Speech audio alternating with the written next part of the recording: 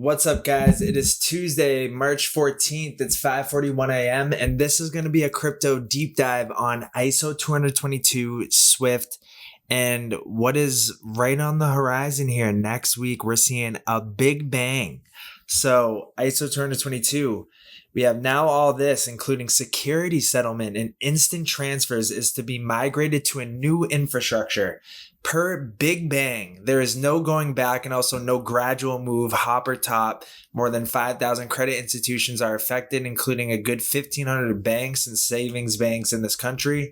One thing is certain, on the weekend of the 18th and 19th in March, a lot of people, bankers, central bankers, payment experts, programmers, will have to work for a very long time.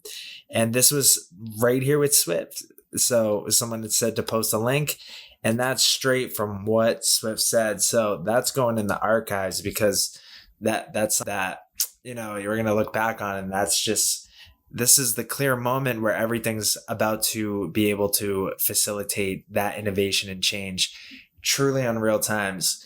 But let's keep going, because what's happening is exciting news. Our CBDC sandbox tests with 18 central and commercial banks showed clear value in our solution to enable interoperability with CBDC networks and existing systems for cross-border payments. Check out the full details and hear from participants. Coins named with X are for a good reason. And I know there's like an ISO code for X, which means like it's universal. It's not tied to one country. Let's keep going here, because they're connecting digital islands. Successful testing paves way for CBDC use cross-border. This is couple days ago. So along with the ISO Big Bang and everything else, it seems like it's time. It's the perfect time for XRP and XLM, the coins that are facilitating the solution to the problem at hand. And then you had this. Swift's vision is to offer DLT services to all 11,000 plus members. Shows how real-time no-show settlement with DLT works right on their website as well. And they're saying it, Swift's vision. So we can look here that they have real-time no-show with DLT.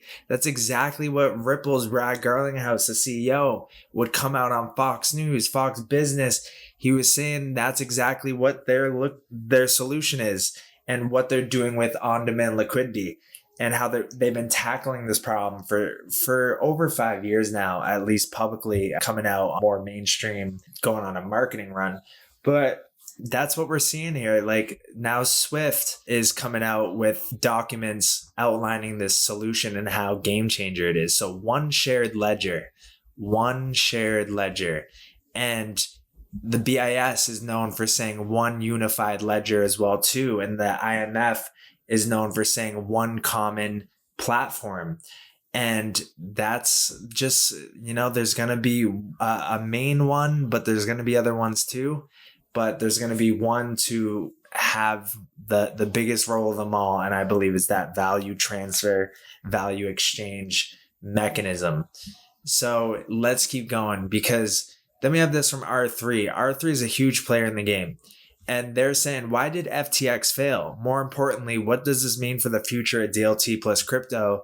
R3 reveals all in the fireside conversation. So let's hear it. FTX was Wall Street. Peak is like peak oil. It was like, it couldn't be more Wall Street than that. What they meant is that, no, it wasn't the technology, it wasn't the innovation that was brought in by Bitcoin that was wrong. It was like what happened around it. FTX was Wall Street. It's what happened around it. It wasn't Bitcoin. It was everything going on, the human intervention of it. So that is what DLT is going to eliminate, the trust of people, but more trust in the protocol and trusting the DLT and the technology at hand for financial transactions and financial intermediaries and intermediaries at large and at scale, and for every industry. It's truly a revolutionary technology. And it's the backbone. It's the backbone of the fourth industrial revolution technologies as well. So critical. And ISO coming out, we have a banking crisis. We have banking failures, stuff that hasn't happened in decades now. And we're seeing ISO coming out, a new messaging standard, CBDCs piloting. We're seeing new revolutionary technologies, and we're seeing correspondent banking, but real time through DLT. We're seeing game changer stuff here, and we're seeing a total change of the system right before our eyes. And a lot of what Brad Garlinghouse is saying here is kind of insinuating is they have the answer to the problem, and Ripple and XRP can fix the broken system. And now let's keep going, because this was a total U-turn. I mean, we're expecting bail-ins. They bailed them out, and they're trying to kind of cover it up a little. Like, it's trying to not go public with it, but more of the devil's in the details, let's just say. And joint statement by the Department of the Treasury, Federal Reserve, and FDIC. They're trying to ensure that the U.S. banking system continues to perform its vital roles of protecting deposits and providing access to credit to households and businesses in a manner that promotes strong, sustainable economic growth. And they had access to all their money starting Monday, March 13th. The dates, man, everything happens on the same sort of dates. And basically, the U.S. banking system remains resilient and on a solid foundation, in large part due to reforms that were made after the financial crisis that ensured better safeguards for the banking industry. Those reforms, combined with today's actions, demonstrate our commitment to take the necessary steps to ensure that depositors' savings remain safe.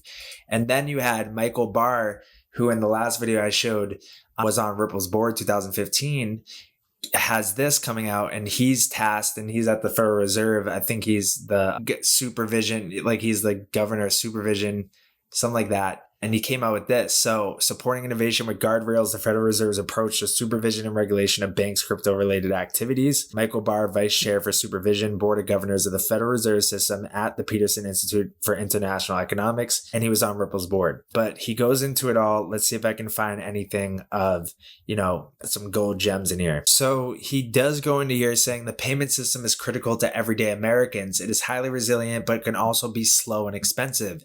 This is particularly true with respect to cross-border payments. The technology underlying crypto assets, including that which enables programmability, could bring new functionality or efficiencies to payment systems. Proponents claim that distributed ledger technology, encryption, and new ways of validating transactions could be used to facilitate faster reconciliation, clearing, and settlement, and reduce costs for a variety of traditional asset transactions, including, for example, by linking securities and cash markets in ways that are more difficult to achieve under our current financial infrastructure.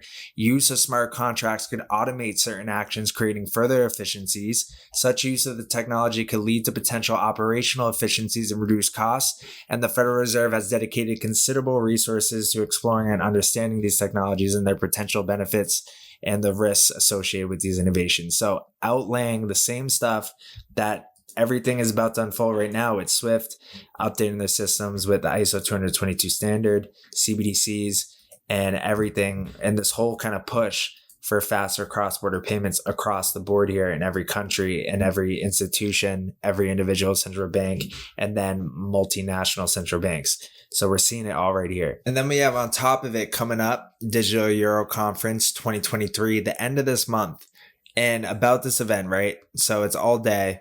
And currently more than 90 central banks are exploring central bank digital currencies, and at least 17 have already launched or have some advanced pilot running. Also, the ECB is currently investigating the issuance of a CBDC for the euro area. A European CBDC could preserve the role of public money as the anchor of payments in the digital age. The Federal Reserve Bank expects that a portion of the banknotes in circulation will be replaced by stablecoins. Stablecoins are typically seen as a digital substitute for cash, facilitating peer-to-peer transactions, bypassing intermediaries, and fostering access to decentralized apps and decentralized finance. Also, commercial banks are heavily discussing whether to issue their own blockchain-based money, so-called commercial bank money tokens, to address the need for the industry and enable new blockchain-based business models. There we go. So if we go down, you can see who's speaking, and you really, once going through the kind of events like this, conferences, seeing who's speaking at it, you get a feel for who are the big boys. And it's funny because you got Onyx by JP Morgan there, IBM, you got Dutch Bank, you got Circle, and you got a lot of other kind of central banks here, but you also have Ripple. And they're speaking twice. You got Anthony Ralph's Ripple, and then you got Anthony Welfare from Ripple. And they're the only company there or speaker there that has two people that are speaking twice. Out of all these heads, right? And you got Ripple speaking twice. That just goes to show how big they're involved in all of this. And then if we go to the next thing, we have Nigerian Central Bank unveils open banking guidelines. So they're trying to have some guideline objectives, including ensuring consistency and security across the open banking system. So having those standards, right? So in a circular sent to financial institutions, payment service providers, the Central Bank of Nigeria said it has been aware of the existence of an ecosystem for API in the financial and payment system. It added that it also knew of plans to develop acceptable standards among stakeholders. So standards to follow, maybe an ISO20022 standard. So there we go. So more kind of news with central bank digital currency, ISO20022 standard, and everything that's about to unfold this upcoming weekend until 2025 November, where the parallel phase is over and it goes into full scale ISO 20022. Then you had the digital euro and the role of DLT for central bank digital currencies. This was back in May 2020. And they were saying digitization has reached the monetary system. The advent of crypto assets such as Bitcoin and Ether revealed numerous advantages these digital assets based on distributed ledger technologies can bring. Using DLT can enhance the security of sensitive financial transaction data, increase transaction speed through faster processing and settlement, and automate numerous business processes through smart contracts. These advantages ought to be realized in the conventional monetary system as well, not only in the crypto industry. DLT can be used both to digitally represent bank deposits and to tokenize central bank money via CBDCs. Currently, DLT-based CBDC projects and prototypes, among others by the Chinese and Swedish central banks, but also initiatives by the ECB, show that DLT will be an essential pillar of the digitalization of the monetary system, in particular in the financial system in general in the future. The backbone, the essential pillar, DLT, blockchain. It's the biggest thing. In the next decade, it's going to be the biggest thing. And we're getting proof of that from the highest levels of all kind of industries. Then we had this. Future-proofing key payment infrastructures. So the bank has been spearheading Retina's migration, and I think this is the Bank of like Malaysia, I'm pretty sure. Migration to the ISO 20022 standard in collaboration with the industry. The adoption of the ISO 20022 standard by financial institutions in Malaysia will enhance payment efficiency, facilitate greater risk management, and offer value-added services to customers. The migration will be undertaken in two phases during phase 1 from June 2022 to June 2024.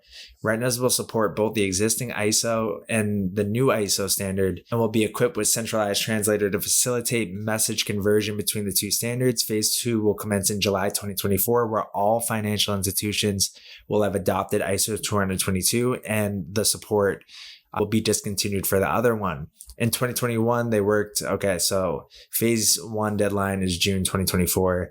If we go down, so efforts to modernize domestic payment systems, including the rollout of the real-time payments platform, have brought about cheaper, faster, more convenient domestic payment services. However, cross-border payments continue to be fraught with challenges such as higher costs, slower speed, limited access, and insufficient transparency. So this is what I've been saying a lot more recently, was that you're seeing all of these countries modernize the domestic payment systems, their own domestic payment systems. But there also is that last mile for cross-border payments. They need to develop their domestic payment systems and real-time payment systems or platforms with the ability and standards of interoperability in mind, and all kind of agree on that. So when it comes to cross-border payments, they can have them just as real-time, fast, cheaper, more convenient, transparent, just as their domestic payments are. So that is the holy grail, and that's what they're trying to accomplish through modernizing their domestic payment systems, digitizing their fiat currencies with CBDCs, and then using a central or a global standard and a central hub to facilitate the interlinkages and conversion, foreign exchange conversion of CBDCs with connecting each country's domestic payment system. It's the game plan, and we have the timeline. So However, cross-border payments continue to be fraught with challenges, yet we did that. In Malaysia, about 80% of the cross-border payments are settled through a correspondent banking arrangement. A single cross-border payment could pass through multiple correspondent banks. Each leg of the transaction takes time and effort to process, which often results in slow and costly cross-border payments. That's exactly what I showed you earlier on with SWIFT and how they were developing, or they were talking about that DLT solution, real-time no-shore with DLT. How could it work? So it's talking about the correspondent banking and how one shared ledger visible in real time by both account servicer and owner. It already is talking about how, yeah, this is a pretty big problem, and this new technology, DLT, utilizing that for real-time no-shore. Here are the benefits and diagrams to accompany it. So that's what they're laying out right there. So let me go back to that. So they're saying that 80% go through correspondent banking, and by cutting that out, it would kind of give all the potential improvements and gains and kind of benefits to that. So as a small and highly open economy, improvements in cross-border payments have the potential to create substantial efficiency gains, thus enhancing our trade competitiveness. To this end, we continue to work enhancing the safety and efficiency of cross-border payments. For instance, the bank has been working with our counterparts in several Asian countries to facilitate the linking of real-time payment systems. Right there, linking. This considers the strong economic ties between Malaysia and these countries in terms of trade, tourism activities, and remittance flows. To date, the bank has facilitated the establishment of bilateral payment linkages with Thailand and Indonesia. A similar arrangement with Singapore is also in progress. Besides enhancing existing payment arrangements, we have also devoted efforts to strengthen Malaysia's capacity to capitalize on new cross-border payment innovation. For instance, the bank is collaborating with BIS Innovation Hub and global partners on 2 proof-of-concept projects to enable faster and cheaper cross-border payments. First, the bank is a participant of Project Nexus, which seeks to explore the feasibility of linking up the real-time payment systems multilaterally to enable cross-border payments within 60 seconds. And then also Project Nexus is kind of like the original version of Project Icebreaker, which came out. So they kind of go hand in hand. And then second, we also participate in Project Dunbar, which seeks to test the use of wholesale CBDC for cross-border payments via a shared multi-CBDC platform. Both projects are closely aligned with the G20 roadmap to enhance cross-border payments and are targeted to complete in 2022. So going forward, the bank will continue to intensify efforts towards ensuring that key payment systems and services remain safe, efficient, resilient, and reliable. Together with the industry, we will actively pursue a collaborative and market-driven approach to reduce barriers to adoption, increase public confidence, and future-proof the country's key payment infrastructures. In ongoing efforts to reap the advantages of digitalization while managing the associated risks, the banks will be guided by the objectives and initiatives outlined in the Financial Sector Blueprint 2022 to 2026, which charts our path forward. We are committed to advancing 4 strategies outlined in the blueprint to ensure Malaysia's payment services and continue to support the current and emerging needs of the Malaysian economy. So there we go. And then you have the real-time payment system linkages for efficient cross-border payments. You have the multiple countries that are involved under development and discussion. Some are live. And they kind of go through how it's all going to be mapped out and how it's going to work. Then it goes into unbacked digital assets, stablecoins. We're not going to go too deep into that, but this is very interesting. And I'm going to save this. Very likely I'm going to save this and go through this deeper later. But very interesting stuff. Everything that the Ripples of Stellars have been basically working on solving and coming out publicly as well too. So all this talk. It's a lot of runaround. There's sometimes you'll see like the IMF kind of dropping the names, but usually you don't see them drop the names when they're the obvious solution. They'll kind of throw Bitcoin and Ethereum in there, but we all know that Bitcoin and Ethereum can't handle at scale what this problem is. And the only ones that could handle it are the ones that have been being built for the past decade to handle this problem. So there we go. So now let's go to the next thing. Oh, but also too is talking about Malaysia and Thailand and Singapore. They enter into an agreement. And then I remembered this. So 5 Asian nations ink pact to ease cross-border payments. Central banks of Singapore, Indonesia, Malaysia, Thailand, and the Philippines have signed an agreement to boost connectivity and facilitate speedier and more transparent cross-border payments. The memorandum of understanding was inked by all them. And then if we go down, I feel like, so it also backed Asian's ambitions to establish connected payment systems and achieve regional payments interoperability by 2025. So we know the timeline. We know who's involved. We know the solution. We can actually own a piece of the solution. And we know when it's all going to go down and take place. And we know how to protect it and secure it. And we know when's, the times to get excited, the times to get a little more cautious utilizing the Stargate software. We're set up going into this next year and a half. It's not going to be long, but full widespread global mass big bang adoption and matured adoption is just a year and a half away, 2025. Full scale interoperability. But this weekend's the start of it all. With the ISO20022 Big Bang upgrade. And we're seeing all the players involved. So very, very interesting stuff. And I believe Ripple partnered with all these countries. So there's a lot of kind of behind the scenes partnerships and connections there as well too that I won't dive deep on yet. But if we keep going, and to finish this off, Bank of Russia registers another digital asset issuer. The platform called MasterChain becomes the 5th information system operator in the country that can legally tokenize traditional assets and organize their trade. I wonder who are the other for. And I wonder, this deserves a deep dive in itself. We'll have to save this. And I got to get back to the Moscow World Standard. We need to get an update on that. So I'll do a deep dive on that too. But let's keep going. So speaking of Moscow, Russia is yet to regulate decentralized cryptos like Bitcoin amid Western sanctions imposed over the invasion of Ukraine, including financial restrictions. Support has increased in Moscow for legalizing at least some crypto operations in cross-border payments, for example. This is all just like played out for this ultimate end goal to take shape. It just, I don't know, there's too many coincidences. It's the biggest push for cross-border payments and for the Holy Grail. Then we had Ukraine Central Bank sees both promises and threats in Bitcoin. So the Central Bank of Ukraine sees crypto as a threat to macro financial stability and a promising opportunity for better payments at the same time. So talking about stabilize the situation in foreign exchange market. Despite taking a cautious approach to crypto during the war, Ukraine Central Bank is still bullish on technological innovations related to digital assets.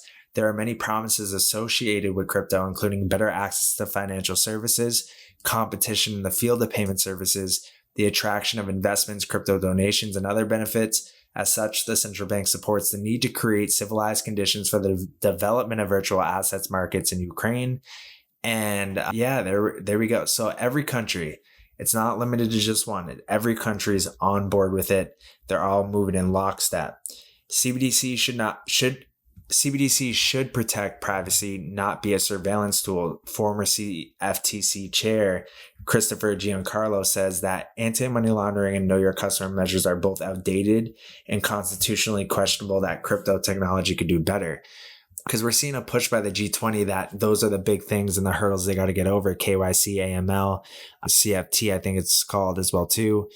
But Chris Giancarlo is coming out saying, hey, we still need to basically protect those democratic values as well too, like freedom of speech and the right to privacy. So he talked about the question is not whether CBDCs can be stopped. They can't. They're coming 100%. But whether sovereign and non-sovereign digital currency will enslave or liberate citizens of free society. So the question is not whether or not they're coming, because they absolutely are and it can't be stopped. It's a matter of whether they'll be used in a positive way or a negative way. And that's definitely how it's going to roll down. And then also, I think that's it. We have the Bank for International Settlements saying new technologies offers new way of addressing the issues, privacy and high onboarding costs for financial institutions complying with KYC regulations. The same stuff I was just saying here. And so that is coming up March 22nd. Whole lot of news and a whole lot of things happening that it's going to be nonstop over here. So we're going to be watching it. Join the Discord so you can get updated in real time. Like, subscribe, hit the notification bell. Let me know in the comments, what would you like me to cover next or deep dive into? Let me know and I'll see you in the next video.